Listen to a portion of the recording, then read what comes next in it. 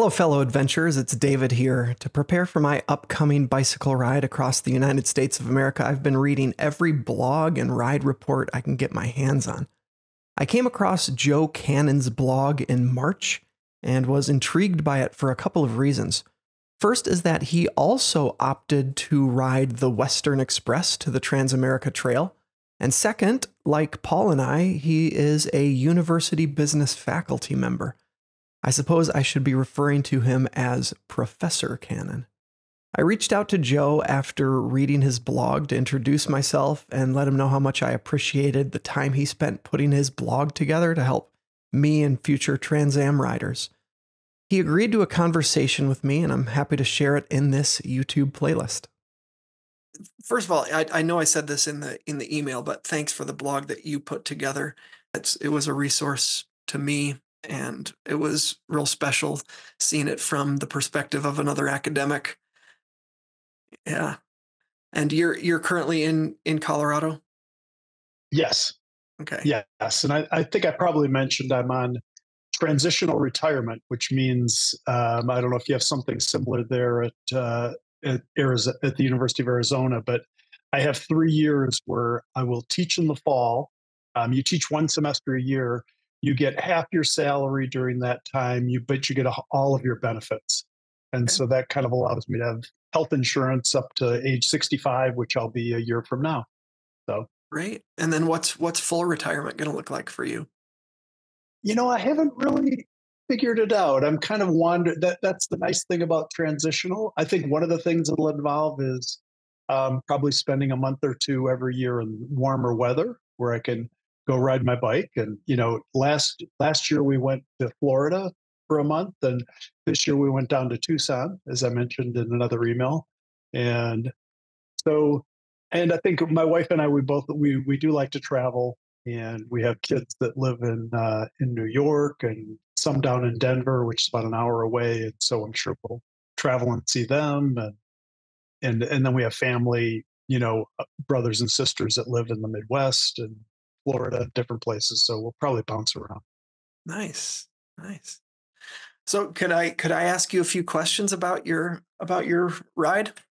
Yes, yes, And please. hopefully I'll try not to duplicate stuff that's already on your Joe Rides blog that you already answered there. But one thing is, for every one person who rides the Western Express to the Transamerica Trail, there's probably 5 or 10 that are doing the Transamerica Trail, Oregon to Yorktown. So what was your rationale for the Western Express? Um, I the one rationale for me was I did want to do it as a credit card ride. So unlike you guys, I stayed in hotels every single night, and once you stay, I guess I stayed in a hostel only once, but that was Seabury, something I wish I'd Kentucky. done more. Yes, exactly. I was going to recommend that one. And by the way, while we're talking about that one, definitely do that one. I heard good things about there's one in Missouri that you seem to know about, because I think you mentioned in one of your videos maybe something in Missouri. And if I bet not, check it out. I bet I could name it. Uh, in Missouri, Hartville Free Will Baptist Church is one in Missouri. The Ellington Cycle Hostel in Ellington, Missouri. I Al's don't know Place which in one. Farmington. I know some people recommended it to me, and it didn't fall into my, synchronicity of, you and you'll bump into the same thing, right? You want to ride 60 or 90 miles or whatever you have kind of planned for that day, and you'd have to go an extra 40 to get to that hostel, but then it's too short for the next day and stuff as well. So I'm not sure which one that was. People told me good things about that one and stuff as well. But anyway, I wanted to go.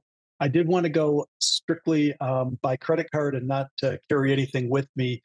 I felt like probably going the northern route, the traditional Transamerica Trail, would probably be a little more difficult to do that with. I think you get some longer runs where you'd have to do some camping or do something else. And my original plan was to ride, the whole thing by myself.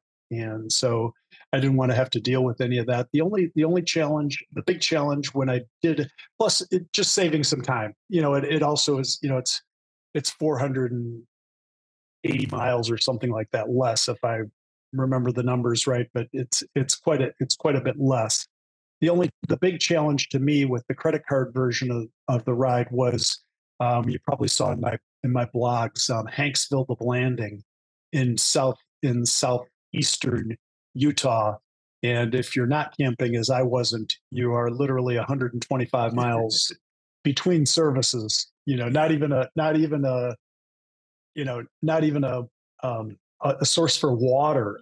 There's someplace partway along the way where I think there's a campground partway along. I don't know what you guys have planned around that. The height marina is about the halfway point, but I've read that that marina's been closed because the water level's been too low and there aren't services there anymore. I mean, I'll call and check and ask around when I'm doing it, but then maybe three-quarters of the way is the Natural Bridges National Monument, Natural Bridges National Monument, and they have a camping. It's about 4 or 5 miles off route, and their visitor center does have water. Okay, good, good. And I'm thinking there was something I read about also. I want to say it's about a third of the way. This is something you might also look into. Um, about a third of the way from Hanksville. I forget which one is the starting point when you're going from west to east, but about a third of the way, there was another thing that was mentioned. And in some of the blogs I read at the time, it was like sometimes you can get water here, sometimes you can't. It was some sort of campground type of place, but it wasn't a real official campground. Mhm. So you might look into seeing kind of what's at that one and stuff as well. But I think that's probably as you saw on my route, and you're taking the same route. That was the only one where there was something that was really somewhat questionable about, are you going to have enough stuff, or how much water am I going to have to take? And for you guys especially, because it sounds like I didn't read your packing one, but I did see when you went through your numbers, um, you're going to be carrying quite a bit more weight than I was carrying.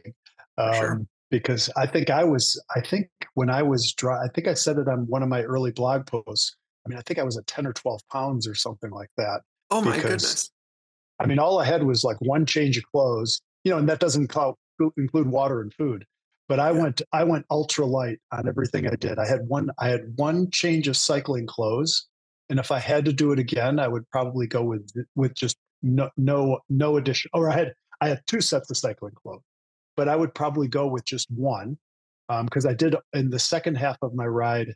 I pretty much just washed my stuff every day. I noticed you mentioned laundry, and my washing routine was that I don't know if you saw that in the blog. I literally I would roll into the hotel, and I had hotels, so I had the advantage of hotels, and I would literally take off my jersey and put it in the sink with some soap and let it soak, and then I would hop in the shower. I would take my bibs off. I would put them on inside out, and I would scrub the bibs while I was wearing them.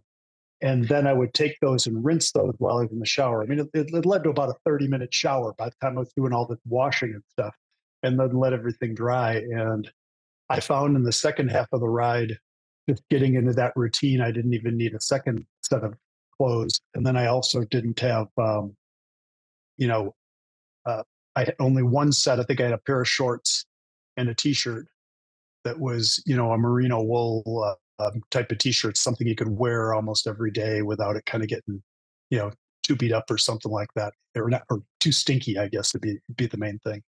yeah. But of So course, I didn't have to have a tent and sleeping bag and all that other stuff, which adds a lot of weight. that's the bulk of those are the heaviest items. But you put in some impressive mileage. Like you did several days over 100 miles. That was impressive. Yeah, yeah. So mine was, it's a somewhat different kind of ride than you and Paul are going to do, because I did probably, and especially, I think two things happened to me in the second half of the ride. Um, I was, I just became more anxious to get home.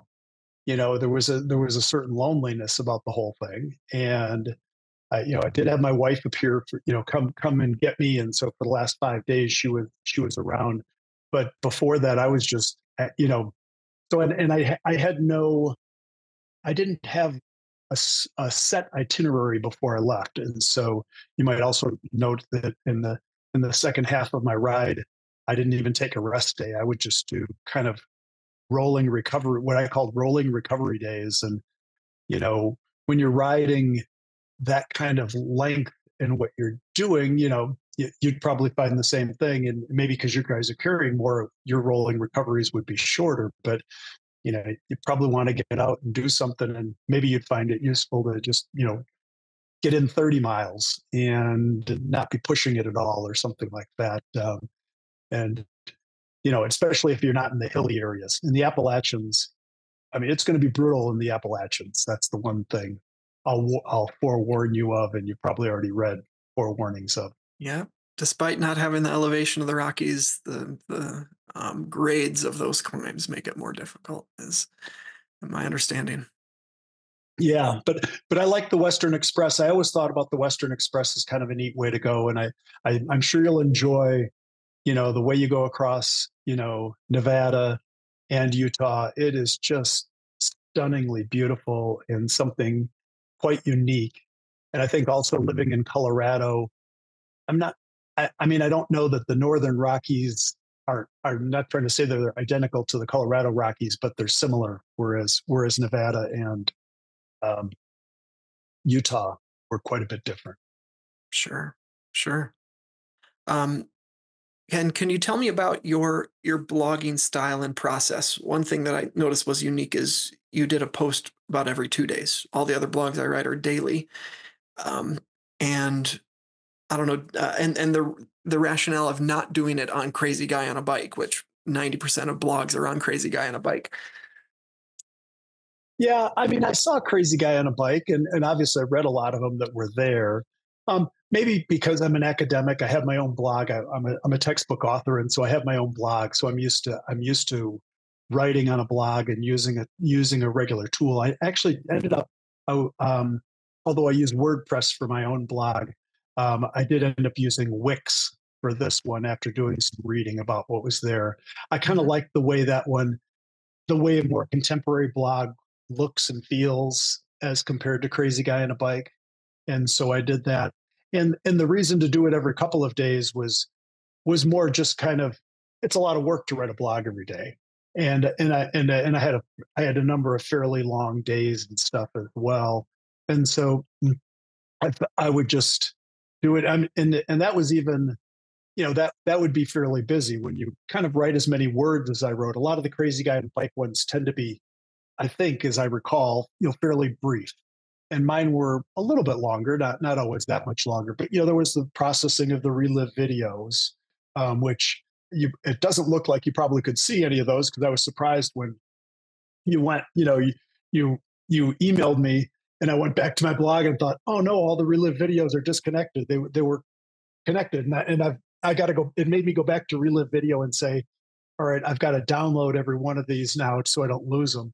Okay. Fortunately, they're there, but they have to reprocess them. They must have changed something about their links, because I know as much as maybe even 6 to 12 months ago, you could see the relive videos. But anyway, you had to process those, decide which images to include, which images to add to the blog post, and some things like that. And they could be fairly time consuming to do. And then of course you type it up, and you want to give it a little bit of time to think, and a lot of some of them are, usually I tried to at least not post until I had a second draft, but sometimes it was just a first draft and stuff as well.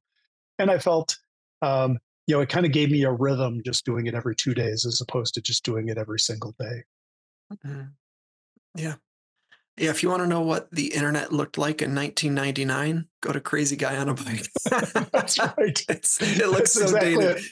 but it's utilitarian. Like you can't argue with its doesn't take you too long to find what you're looking for. It's just not pretty. Um, so Yeah. you've already shared a few pieces of advice, like in amount of clothes you brought and how to get by with just one change of cycling clothes. But what other advice would you have for somebody who's never done this before, like me and Paul? And I think, I, I mean, the biggest advice would be just do it. And you guys are you guys are already committed, and it's great. I think I think maintain some flexibility. Um, we didn't, at the same about a month before I left, I rode, as you probably saw on my blog, I rode with a couple of guys, and we rode together until Pueblo, about halfway across the country. And we had some differences of opinion about how to ride it and stuff like that, and just agreed to disagree. And this all happened well before we left on the ride.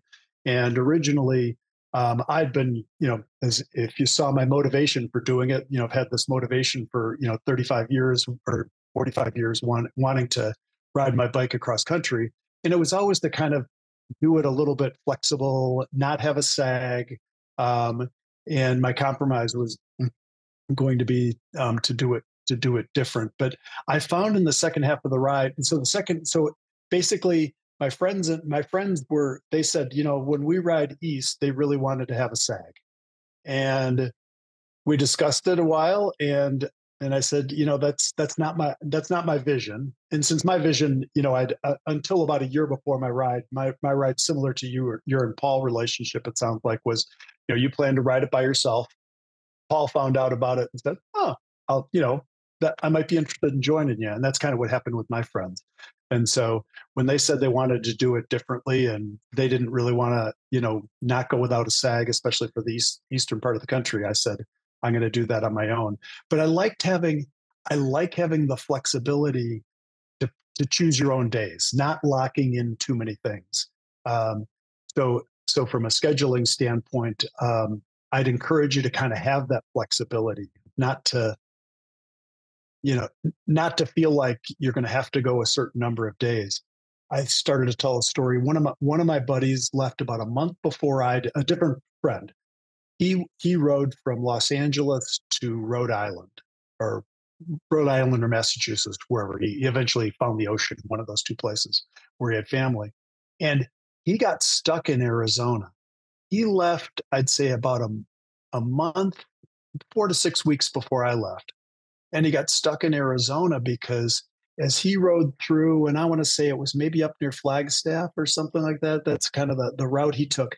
It got so windy, and there were dust storms that, he describes in his blog how, the first day out, or he tried to go, and after 5 miles he turned back and waited, and the next day was bad, and the next day was bad, and he just, had to turn around. And I think you have this idea, and this is a disagreement I had with my friends and stuff as well, is that I don't want to, if it's going to be a really rainy day, I want to say, you know what, I'm going to stay another day in this town, and I'm going to. And I think that proved to be really useful, to kind of have some of that flexibility and not feel like I was locked in. And if you're feeling really strong and you want to keep riding, instead of taking a rest day when you originally intended, you can do that. Or if you want to take an extra rest day, or you stop and see family and friends or something like that. For me, that was really useful.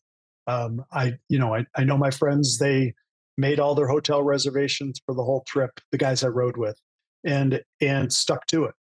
And from talking to one of them, I think he kind of regretted that a little bit, but it was fine. And they were worried a little bit. Oh, we're going to be able to get reservation. We're going to be able to get, stay in a hotel, um, and find hotel reservations when we need them. And I never had any problem. Generally, I made hotel reservations uh, a day or two before, and I never had any problems getting them.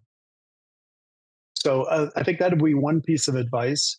Um, I wrote, as you probably saw in some of my blog posts too. It's just kind of take it slow and easy, especially when you kind of just in the beginning. And one of my friends gave me advice before I left, and he said he had ridden cross country twice, both times with Trek, and a Trek tour. And he told me, he said, always ride for tomorrow, always ride for tomorrow. And so don't. And his point was, he said, don't push too hard. And I'm a big user of my power meter on my cycle, my bike, and I just and I I record my heart rate, and I'm always looking at it on my on my bike computer. I'm just that kind of nerdy guy. You're a numbers guy. You probably do Right. some of those same things, because I noticed you're just as much of a numbers guy as I am. Mhm. And I I'd say in the first half of the ride, I mean, I kept an eye on my power meter, and I never went over 140 on my power meter. I don't know that I ever, I mean, I might have bumped over it a little bit, but I was just really, if I was doing something, when you get to the East Coast, you have to go over 140 or you're going to tip over, because it's really steep. But you'll see that in the western part of the United States, you're generally, you might have some 30-mile climbs, but they'll be 4 or 5% grades. And so that won't be too bad. Whereas, you might have some 1 mile climbs that are 16% grades when you're out in the Appalachians. And there you have to put some power down on the pedals, just to do that. But that was the other thing that just kind of helped me as I went along, was just kind of stay slow and steady. And that's why, so riding day after day after day, you don't want to have that day where you kind of blast it out and you got to wake up the next day and say, oh, this is going to be a really tough one for me. I had a few of those in the beginning when I felt I didn't have any power. I mean, you still kind of push through, but it was just kind of hard to ride. And, I'm sure you've done something, you noticed that kind of thing sometimes in your training. And for me, it was because of doing my textbook revision, I didn't have as much time to train for the ride as I had hoped. And so when I started, I wasn't in as good a shape as I had intended to be in. And that was also another motivation for doing. Mhm. Great. I have a meeting at 12:30, so can I ask Oh, you one more question? sure. The last question is how did the ride change you? The Joe Cannon pre-Transamerica trip and post-Transamerica trip. How do you see yourself as different? That's an interesting one that, as you can tell, I answer questions in a long-winded way. But the I really don't know that it changed me as much as I thought it would. I thought it would change me a lot.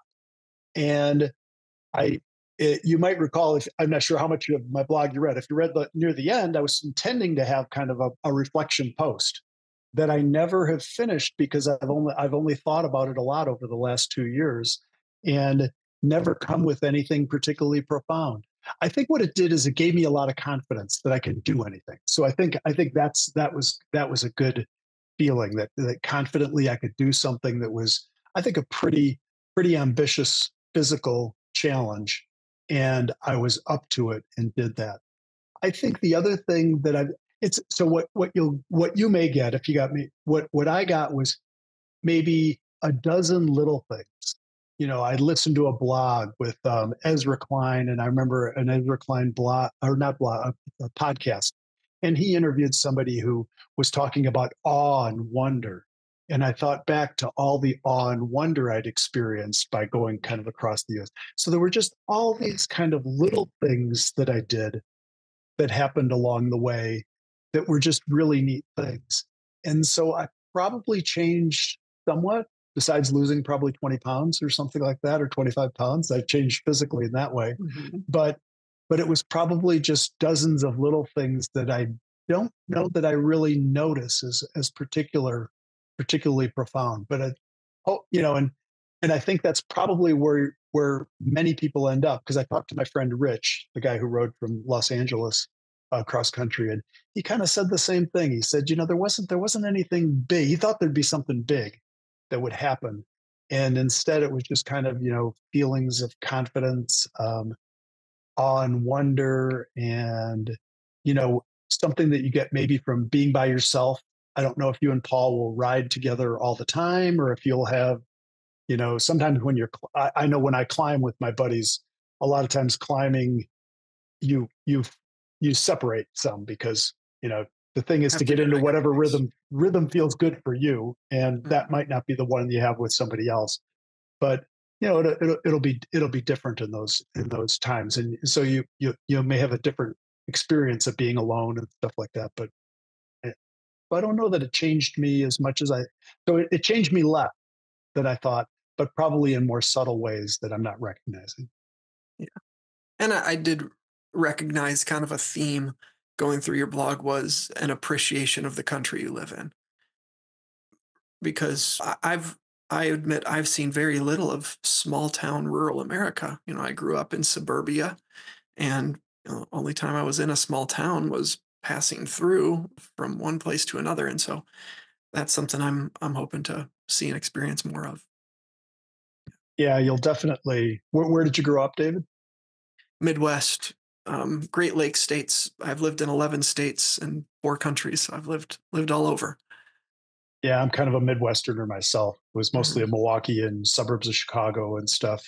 Sure. Growing up, but bounced around, and now I've been here for 25 years, more than 25 years, and Mhm. but it's yeah. Anyway, I think the small town America is a different one. And the other advice I'd give it too is talk to as many people as you can. And as you're at a restaurant, just asking people, or at a campsite, and when you're at campsites, you'll bump into lots of people, and just being open minded and hearing different people's perspectives on the world is Yeah, something that I was like how useful much of to me. that you put a lot of that in your blog. I met this person, and or this Trans-American racer, this group of cyclists, this diner owner. Those were really interesting. When do you guys leave? May 16 will be our first day Oh, so it's out of almost San Francisco. identical to our time. Keep an Okay. eye on that Transamerica race. Look, Google it, and look it up a little bit, and see. Yeah, because You'll you you'll can you'll track find it their neat. GPS dots, right? I'd love Yes, to meet some of them on the way. yeah. It was fun to kind of talk to some of them, and just hear what they were doing and their different perspectives, because they're all self supported, and it was just a really interesting aspect of it and stuff as well. So Right. Well, Joe, I'm sorry. I'm actually on my next call is with Cengage, so I'm sure you have had conversations with Cengage in your career. But I have a discussion with them about teaching materials next. So sorry to cut us off here, but thanks so much for your time. It was really special for me to I don't know, have a conversation with somebody whose blog I read. So thanks a lot, Joe. hey, no problem. If I can help in any other ways, feel free to reach out, ask questions, and I'll certainly look forward to following you and Paul on your adventure. Thanks, Joe. Bye. Bye bye.